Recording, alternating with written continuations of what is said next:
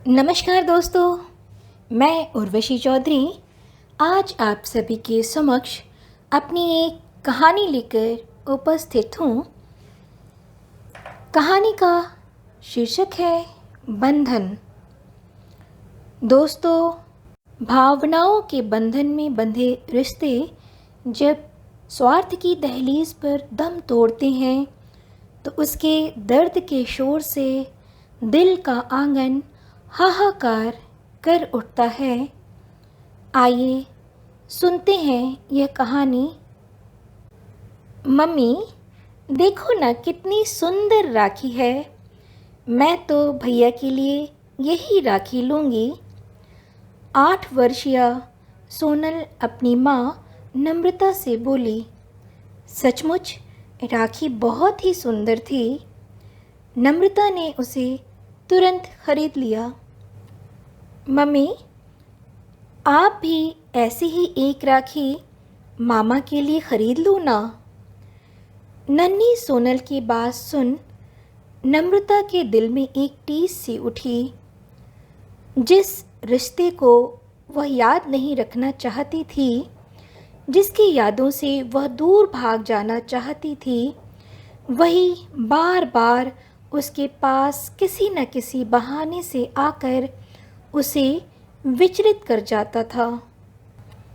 बचपन की वह निश्चल प्यार भरी रेशम की डोरी कब स्वार्थ के धागे में बंध मन में गांठ लगा बैठी, पता ही नहीं चला। जो भाई कभी दीदी दीदी कहते थकता नहीं था, वह अब उसका हाल भी जानने का इच्छुक नहीं है। IAS अधिकारी बनने के बाद क्या हर भाई अपनी बहन को इसी तरह भूल जाता है? अमीरी गरीबी का यह फासला नम्रता के हृदय को चीर गया। मम्मी, उतरो, घर आ गया है। अचानक सोनल की आवाज़ सुन नम्रता की यादों को ब्रेक लग गया।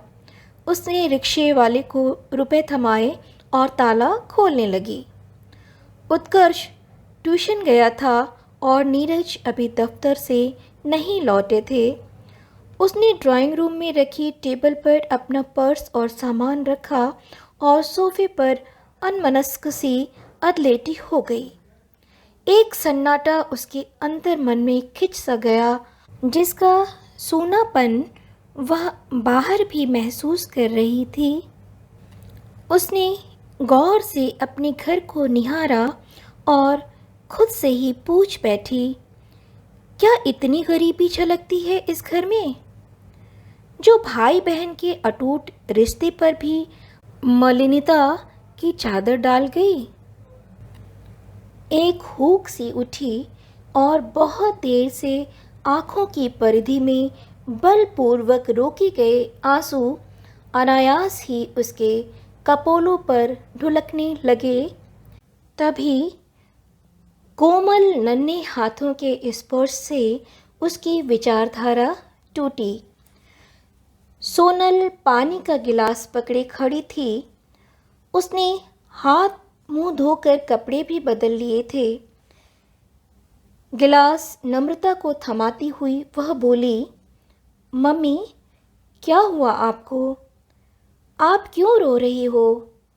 मामा की याद आ रही है? इस बार राखी पर उनके घर चलो ना।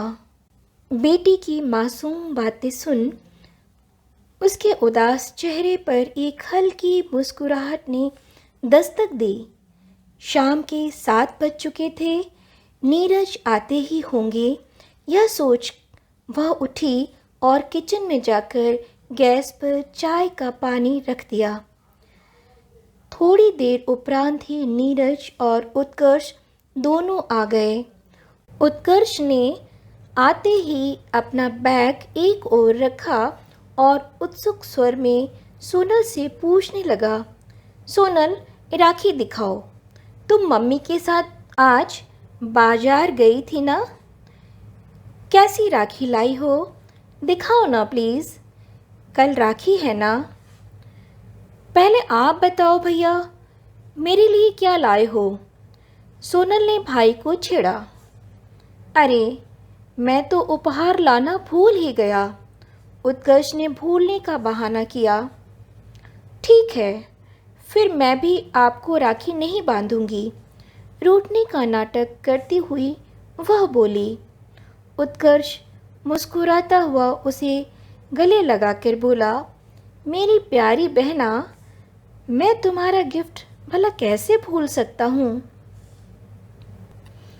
भाई बहन की प्यारी सी नोक झोंक देख नीरज खिलखिलाकर हंस पड़ा और नम्रता इस नासमझ अवस्था की सच्ची व निश्चल प्यार की धारा में बहती सोच रही थी कि बचपन नासमझ होकर भी बिना किसी भेदभाव के कितनी सहजता से अपने रिश्ते को पूर्ण परिपक्वता के साथ निभाता है।